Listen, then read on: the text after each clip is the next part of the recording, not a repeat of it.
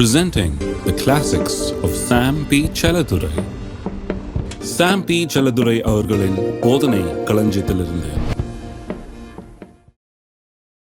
வாழ்க்கையிலே ஒரு கவனம், ஜாக்கிரதையாய் அதை வாழ வேண்டும், கவனத்தோடு அதை வாழ வேண்டும். சில முக்கியமான காரியங்களை இன்றைக்கு நான் எடுத்து சொல்ல போகிறேன். ஏனென்றால் இந்த கவனமும் ஜாக்கிரதையும் வாழ்க்கையில் இல்லாவிட்டால் நாம் அதிகமாவது மிகவும் கடினம். முதலாவது, நம்முடைய வேலையிலே கவனமும் ஜாக்கிரதையும் இருக்க வேண்டும். இரண்டாவது, நம்முடைய ஆற்றல்களையும் திறமைகளையும் வளர்த்து கொள்வதிலே பேணி பாதுகாத்து அதை வளர்த்து அதை அதிகமாக்குவதிலே கவனம், ஜாக்கிரதை இருக்க வேண்டும். மூன்றாவது, பரிசுத்த ஆவியானவருடைய நடத்துதலுக்கு கீழ்ப்படிவதிலே கவனமும் ஜாக்கிரதையும் இருக்க வேண்டும். பரிசுத்த ஆவியானவருடைய நடத்துதலுக்கு கீழ்ப்படிந்து வாழ்வதிலே ஜாக்கிரதை இருக்க வேண்டும். ஏசாயா 1 அதிகாரம் 19 வசனம். நீங்கள் மனம் பொருந்தி செவி கொடுத்தால் தேசத்தின் நன்மையை புசிப்பீர்கள். If you are willing and obedient, you will eat the good of the land ன்னு இருக்குது ஆங்கிலத்தில். the good என்கிற வார்த்தைக்கு அர்த்தம் நன்மையானதை புசிப்பீர்கள் என்று இருக்கு இல்லையா? நன்மையை புசிப்பீர்கள். நன்மை என்கிறது என்னன்னா சாய்ஸஸ்ட், தி பெஸ்ட் என்று அர்த்தம். தேசத்திலே இருக்கிறதிலேயே சாய்ஸஸ்ட், மிக சிறந்தவைகளை நீங்கள் அனுபவிப்பீர்கள். நல்லா கவனிங்க, தேசத்தில் இருக்கிறதிலேயே மிக சிறந்தவைகளையும் உயர்ந்தவைகளையும் அருமையானவைகளையும் நீங்கள் அனுபவிக்க கூடியவர்களா மாறுவீங்க. எப்போ? மனம் பொருந்தி செவி கொடுத்தால். மனம் பொருந்தி செவி கொடுத்தால். கர்த்தர் பாருங்க, நாம் இருக்கிறதிலே சாய்ஸஸ்ட் அண்ட் பெஸ்ட் பிளெஸிங்ஸை உடையவர்களா இருக்க வேண்டும் என்கிறத கர்த்தர் விரும்புகிறார். இந்த உலக பிரகாரமான விதத்திலே நான் சொல்றேன் கேளுங்க, உலக பிரகாரமான விதத்திலே சிறந்த முறையிலே நாம் வாழ வேண்டும்.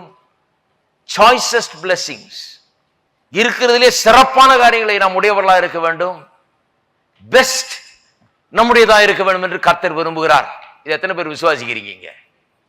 சில பெந்தோஸ்காரங்க இதை விசுவாசிக்கிறது இல்லை, ஆனால் கிரீட்டிங்ஸ்ல மட்டும் எழுதிக்குவாங்க காட்ஸ் சாய்ஸஸ்ட் பிளெஸிங்ஸ். அது சும்மா வார்த்தை, ஆனால் உண்மையாக அதை நம்புறது இல்லை. ஆனால் உண்மையா வேதத்தில் அப்படியே சொல்லிடுது, தேசத்தின் நன்மையை புசிப்பீர்கள் சொன்னா தேசத்துல இருக்கிறதுலேயே பெஸ்ட்டை நீங்க புசிப்பீர்கள். இருக்கிறதுலே சிறந்தது உங்களுடையதா இருக்கும். வாழ்க்கை உயர்ந்த தரமுள்ளதா இருக்கும். தரத்தில் உயர்ந்த வாழ்க்கை, சிறந்த வாழ்க்கை உடையவர்களா இருப்பீர்கள் என்று வேத வசனம் நமக்கு போதிக்கிறது. எப்ப? செவி கொடுக்கும் போது, தேவனுக்கு நாம் செவி கொடுக்கும் போது, செவி கொடுத்து தேவனுடைய சித்தத்துக்கு நாம் கீழ்ப்படியும் போது. பாருங்க, வாழ்க்கையில வெற்றி வேணும் என்றால், நாம் அதிகரிக்க வேண்டும் என்றால், வர வர விருத்தியாக வேணும் என்றால் தேவனுடைய சித்தத்தின்படி நடக்கிறது ரொம்ப முக்கியம். பாருங்க, வேலையில கவனமா இருக்க வேண்டும், திறமையை வளர்க்கிறதுல கவனம் இருக்க வேண்டும். கர்த்தருடைய ஆவியானவர் சொல்லுகிறதை கேட்டு அவருடைய சித்தத்தை செய்வதிலும் கவனம் இருக்க வேண்டும். நிச்சயமாக. ஏன் இதை சொல்லுகிறேன்னு சொன்னா, கர்த்தருடைய சித்தத்தின்படி தான் கர்த்தர் ஆசீர்வதிப்பார். கர்த்தருடைய சித்தத்தின்படி செய்யும் போதுதான். 1 யோவான் 5 அதிகாரம் 14-15 சொல்லப்பட்டிருக்கிறது, நம்முடைய ஜெபம் கூட கர்த்தருடைய சித்தத்தின்படி இல்லைன்னா வேஸ்ட். பாருங்க, நம்முடைய ஜெப முயற்சியே வேஸ்ட் ஆயிடுது. கர்த்தருடைய சித்தத்தின்படி ஜெபிக்கலன்னா நீங்க எத்தனை மணி நேரம் ஜெபிச்சா என்ன? அவர் சித்தம் கொண்டிருக்கிற காரியத்தை தான் அவர் உங்களுக்கு செய்ய போகிறார். அவருக்கு சித்தம் இல்லாத நாம் அவர் ஆசீர்வதிக்க வேண்டும் என்று கேட்கிறது கிடையாது. 5 அதிகாரம் 14-15 வசனங்கள் சொல்லுகிறது, நாம் எதையாகிலும் அவருடைய சித்தத்தின்படி கேட்டால் அவர் நமக்கு செவி கொடுக்கிறார் என்பதே அவரை பற்றி நாம் கொண்டிருக்கிற தைரியம். சித்தத்தின்படி கேட்கிறோம், ஜெபம் பண்ணும்போது அவருடைய சித்தத்தின்படி ஜெபித்தால் அவர் நமக்கு செவி கொடுக்கிறார் என்கிறது நிச்சயமா நமக்கு தெரிகிறது. அந்த தைரியம் உண்டாயிருக்கிறது. நாம் எதை கேட்டாலும் அவர் நமக்கு செவி கொடுக்கிறார் என்று நாம் அறிந்திருந்தோமானால் அவரிடத்தில் நாம் கேட்டவைகளை பெற்றுக்கொண்டோம் என்றும் அறிந்திருக்கிறோம். நிச்சயமா இருக்கலாம், கேட்டது கண்டிப்பா கிடைக்கும் என்று. அருமையானவர்களே, நல்லா கவனிப்போம். கேட்டது நிச்சயமா கிடைக்கும் என்கிற நிச்சயமும் தைரியமும் எப்போ வருகிறதான்? எப்போ வருகிறதுனா, நான் அவருடைய சித்தத்தை செய்கிறேன், அவருடைய சித்தத்தின்படி கேட்கிறேன் போதுதான் அந்த தைரியமும் நிச்சயமும் உண்டாகிறது. பரலோகத்திலே தேவனுடைய சித்தம் செய்யப்படுகிறது போல என்னுடைய வாழ்க்கையில செய்யப்பட வேணும். அதான் ஜெபம். இயேசு சொல்லி தந்த ஜெபம். தேவனுடைய சித்தம் என்னுடைய வாழ்க்கையில செய்யப்பட வேணும். அதுக்கு நான் தேவனுடைய சத்தத்தை கேட்க வேணும். எப்படி தேவனுடைய சத்தத்தை கேட்பது? எப்படி நான் தேவனுடைய ஆவியானவர் எனக்கு போதிப்பதை நான் அறிந்து கொள்வது? தேவனுடைய வழிகாட்டுதல்படி எப்படி நடப்பது? இதுக்கு கவனம் செலுத்த வேண்டும். இதை தெரிந்து கொள்ள வேண்டும். நம்முடைய ஆவியிலே தேவ ஆவியானுடைய குரலை கேட்க நாம் கற்றுக்கொள்ள வேண்டும். இல்லைன்னா வெற்றி வர முடியாது, அதிகமாக முடியாது, இன்க்ரீஸ் நமக்கு கிடைக்காது. பாருங்க, தேவ ஆவியானவர் வழி நடத்துகிறதை நாம் உணர்ந்து செயல்பட வேண்டும். கர்த்தருடைய சித்தத்தை அறிந்து கொள்ளக்கூடியவர்களாக இருக்க வேண்டும். அப்ப தனிப்பட்ட வாழ்க்கையிலே தேவனை அறிந்தவர்களாய், தேவனுடைய சத்தத்தை தெரிந்து கொள்ளக்கூடியவர்களாய், தேவனுடைய வழி நடத்துதல் அறிந்து கொள்ளக்கூடியவர்களாய் இருக்க வேண்டும். எப்படி இருக்கணும் நம்முடைய ஜெபம்? ஆண்டவரே, மனுஷன் அல்ல, நீர் என்னை வழி நடத்தும். ஆண்டவர் என்னை காண்பிக்கட்டும், இதுதான் கர்த்தருடைய சித்தம் என்று. கர்த்தர் எனக்குள்ள வாசம் பண்ணுகிறார், தேவ ஆவியானவர் எனக்குள்ள இருக்கிறார், தேவனுடைய சித்தத்தை அவர் வெளிப்படுத்துகிறார். ஆவியானவர் வெளிப்படுத்துகிறது மட்டுமல்ல, தேவனுடைய வார்த்தையும் எனக்கு தேவனுடைய சித்தத்தை அறிவிக்கிறது. ஆகவேதான் யோவான் 15:7 சொல்லப்பட்டிருக்கிறது, நீங்கள் என்னிலும் என் வார்த்தை உங்களிலும் நிலைத்திருக்குமானால் நீங்கள் கேட்டுக்கொள்வது எதுவோ அது உங்களுக்கு செய்யப்படும். வார்த்தை உங்களில் நிலைத்திருந்தால், நீங்க அவருக்குள்ள இருந்து வார்த்தை உங்களுக்குள்ள இருந்தால், வார்த்தையினால் நிறைந்திருப்பீர்கள் என்றால் தவறா போறது ரொம்ப கஷ்டம். பாருங்க, வார்த்தையின் அறிவு அதிகமாக இருக்கும் போது தேவனுடைய சித்தத்தை உங்களுடைய வாழ்க்கையில் எல்லா காரியங்களையும் செய்கிறவர்களாய் நீங்கள் இருப்பீர்கள்.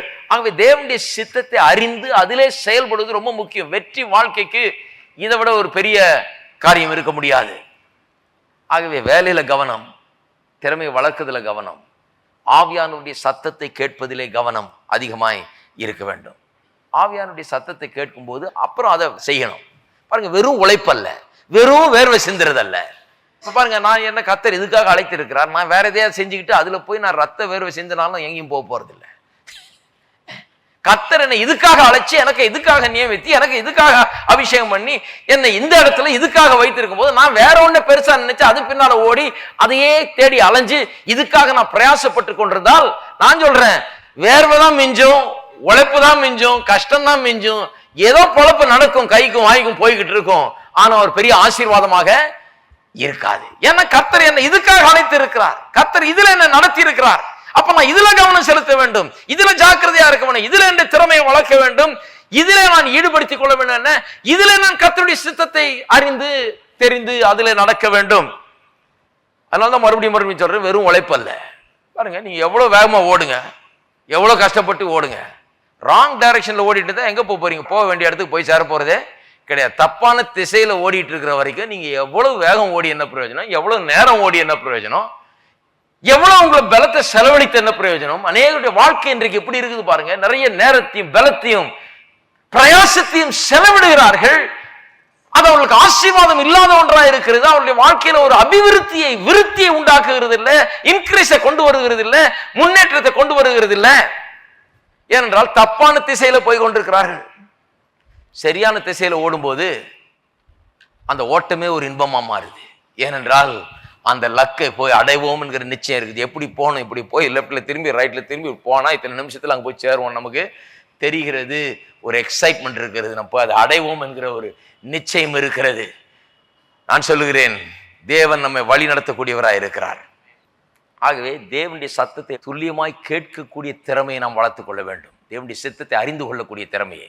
நிறைய கிறிஸ்தவர்கள் நினைக்கிறாங்க, தேவனுடைய சித்தத்தை யாராவது ஒருத்தர் நமக்கு தெரிஞ்சு சொல்லுவாங்க, நாம் அதன்படி செஞ்சா போதும். கிடையாது. ஒவ்வொரு விசுவாசியும் தேவனுடைய சத்தத்தை, ஆவியானவருடைய சத்தத்தை, வழி நடத்துதலை அறிந்து புரிந்து தெரிந்து அதில் நடக்கக்கூடிய திறமையை உள்ளுக்குள்ளாக வளர்த்து கொள்ள வேண்டும். ஏனென்றால் அதை வளர்க்கறதை பொறுத்து தான் உங்களுடைய வெற்றி இருக்கிறது. அதுக்கு தான் வர்றீங்க சபைக்கு. ஏனென்றால் இதெல்லாம் போதிக்கிறோம்.